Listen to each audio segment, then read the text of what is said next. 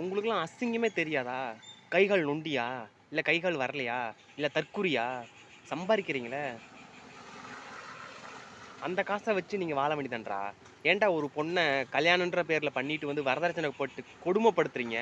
1 வருஷம் கூட படுத்தல. 1 வருஷம் அந்த பிள்ளோட வாழ்ந்திருக்குல. ஏன் இப்ப தான் தெரியுதா வரதட்சணைன்னு? அதாங்க பொண்ணு நல்லா இருந்தா ஆண் நல்லா இருக்கிறதில்ல. ஆண் நல்லா இருந்தா பொண்ணு நல்லா இருக்குல்ல. 2 பேர் நல்லா இருந்தா மாமனார், மாமியார் நல்லா இல்ல. இப்போ உங்க அப்பன் வரதட்சணை கேட்டு அந்த பிள்ளைய கொடுமைப்படுத்துறான். நீ வெளிய உட்கார வச்சு அந்த பிள்ளைய தர்ணம் போராட்டம் பண்ண வைக்கிற.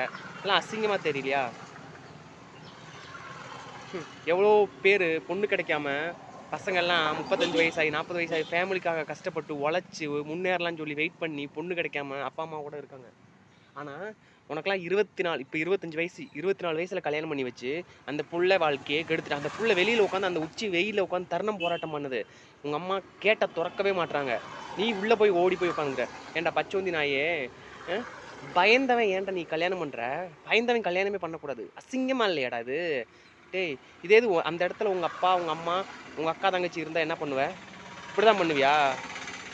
கொஞ்சமாச்சும் யோசிங்கடா. ஒரு பொண்ணு எத்தனை கேஸ் நடக்குது? எத்தனை வரதட்சணை ஒரு நாளைக்கு 4444 வரதட்சணை கேஸ் நடக்குதாமா. இந்த இந்தியாவுல மட்டும்.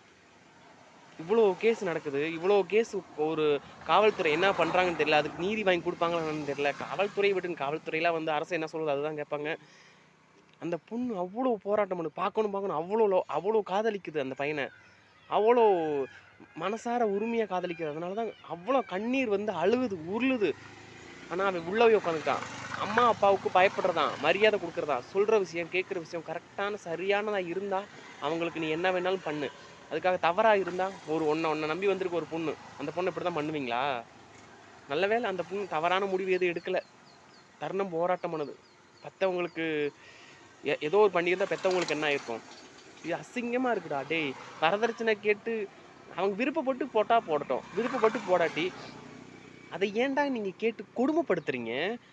உங்களுக்கு ரொம்ப முடியலாட்டி அந்த பிள்ளைகிட்ட உட்காந்து பேசுங்க. பேசி இது பண்ணலாம், இது பண்ணலாம்னு பேசுங்க.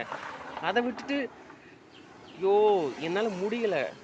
என்னடா கேடுகெட்ட ஜென்மமா இருக்கீங்க. உங்க ஆத்தா அதுக்கு மேல இருப்பாங்களாட்டு. உங்க அப்பன் அந்த பிள்ளைக்கு பாலியல் வன்கொடுமை பண்ணியிருக்கான். அசிங்கமா இல்ல? நீலாம் அப்போ புருஷன் தானா? நீ புருஷனா இருக்க கேவலம்டா டேய். உங்க அப்பனே பரவாயில்ல போல. உங்க அப்பா அவ்வளோ விஷயம் பண்றான். நீ எதுவும் கேட்க மாட்டேன். எங்க அப்பா தான் பெருசுன்னு சொல்ற. அந்த பிள்ளைக்கு என்னதான் இப்போ நீதி? காவல்துறை தான் நீதி எடுக்கணும்.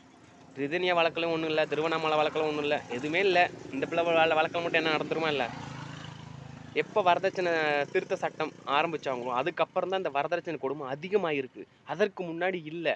இப்போ வந்து எல்லாம் மனநோயில் பாதிக்கப்பட்டு பணம் மனநோயில் பாதிக்கப்பட்டு இருக்கு. அந்த பிள்ளைய காவல்துறை காப்பாற்றணும். அந்த பையனை வேண்டாம். அந்த மாதிரி ஒரு பையன் கூட வாழ்றதுக்கு நீ வாழாமல் இருமா.